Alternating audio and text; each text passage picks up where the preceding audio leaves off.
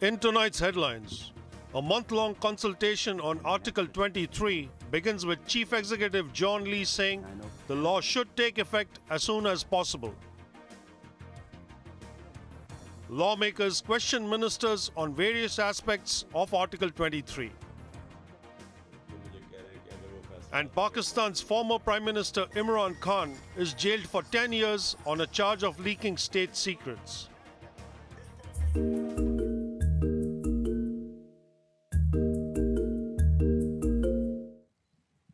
22 years after its first effort, the government has launched another public consultation on legislating the Article 23 National Security Law. Back then, the public had 3 months to give their views. This time round, they have only until February the 28th to submit their opinions. In kicking off the consultation, Chief Executive John Lee said Article 23 must be implemented as soon as possible and warned that any potential trouble that could affect the city's stability will be nipped in the bud. Because we've waited too long, 26 years, and we have suffered so badly, and we are not improving and strengthening our system as other countries such as the UK, Canada are doing. Shouldn't we really be doing this better to protect innocent people of Hong Kong, to protect innocent businessmen in Hong Kong? I think they want me to do it to ensure that all these threats don't happen. They want me to do it so that we can create a stable and secure environment for all people to live in, to work in, and also to develop their business in. The 9-chapter consultation paper on the Safeguarding National Security Bill includes updating existing laws such as treason. It also proposes a new offense to punish external interference in the city's elections, legislative council, and courts. The bill empowers the security chief to ban the operation of any local organization in order to protect national security. Lee assured that people charged under Article 23 will not be sent to the mainland for trial. He brushed off fears that its enactment would trigger another wave of emigration or drag down the stock market further. When asked whether protests will be permitted this time, Lee said Hong Kongers will continue to enjoy their freedom and rights, but they must abide by the law. The question on protests was raised because the government shelved legislation of Article 23 in 2003 after a massive demonstration. Maisie Mok, Cable News.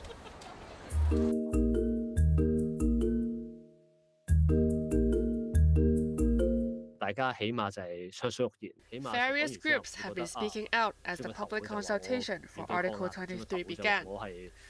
Democratic Party Chairman Low Kin Hei felt that people should be given more time, noting that the consultation period covers the Lunar New Year holiday. He said terms like classified information should be defined clearly to avoid misunderstanding. Hang Lung Group Chairman Ronnie Chan says he is not sure if the national security law will have a direct effect on the property market, but he trusts the government to do whatever is necessary. The Real Estate Developers Association gave its support to the legislation, while the Law Society and the Bar Association said they will review the bill before submitting their views. Law Society President Chen Chek-ming said it is important to balance constitutional duties and people's rights. Lau Siu-kai, the former vice president of the Chinese Association of Hong Kong and Macau Studies, brushed off complaints that the month-long consultation period is too short. He said the government will ensure that nothing goes wrong as time is tight. The vice chairman of the Business and Professionals Alliance for Hong Kong, Jeffrey Lam, said enacting Article 23 will attract foreign investors instead of turning them away, as they will realize that it will bring stability to the city. Janice Yu, Cable News.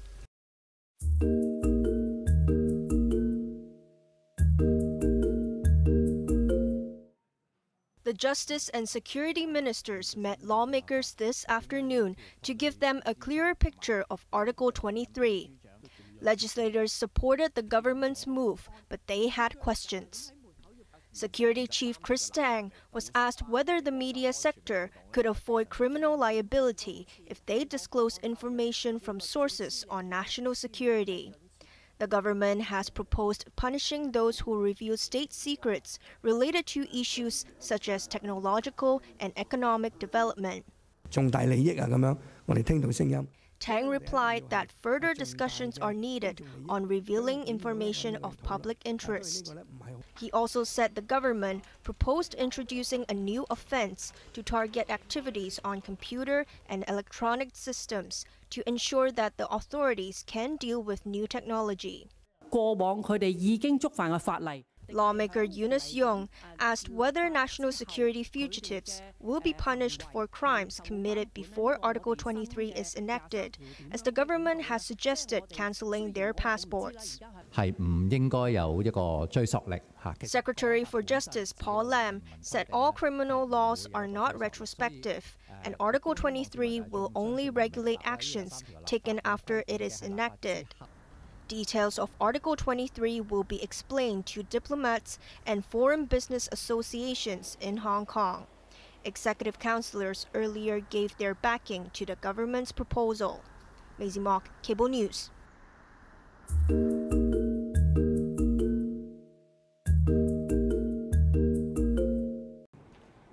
A court in Pakistan has sentenced former Prime Minister Imran Khan to 10 years in jail for leaking state secrets. He's already serving a 3-year term for corruption. 2 years ago, when he was still Prime Minister, Khan allegedly released diplomatic correspondence to highlight a conspiracy to oust him. Khan's new conviction comes just 1 week before Pakistan holds general elections. He said the charges were politically motivated.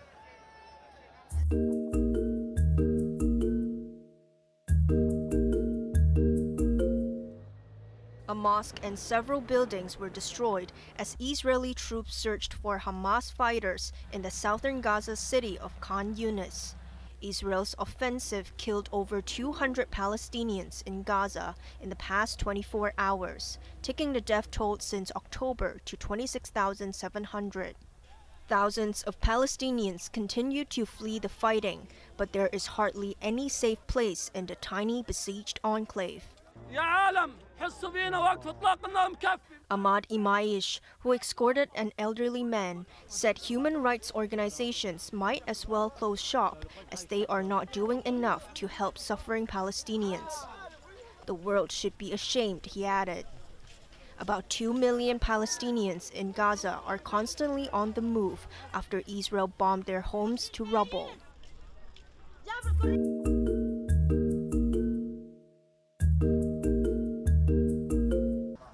US officials are investigating whether confusion over a drone led to the deaths of 3 American soldiers in Jordan. A US drone returning to a base on Jordan's border with Syria on Sunday was followed by an enemy drone. This might have confused soldiers in the camp, resulting in a delayed response. The 3 Americans killed were identified as Specialist Kennedy Sanders, Sergeant William Rivers, and Specialist Breonna Moffett. More than 40 other soldiers were injured. The US suspects that an Iranian-backed group was responsible, but they are still trying to determine where the drone was launched. US President Joe Biden plans to respond to the incident. This time they killed Americans and they wounded a lot of them. We are not looking for a war with Iran. We are not seeking a conflict with the regime in a military way. This attack over the weekend was escalatory. Make no mistake about it. And it requires a response. Make no mistake about that.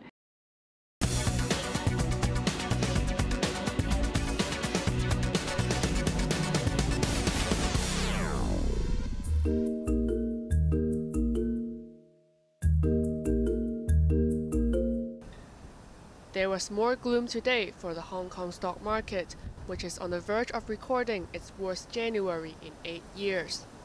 The Hang Seng Index plunged 2.3% amid lingering fears about the mainland property sector, a day after the High Court ordered the winding up of China Evergrande.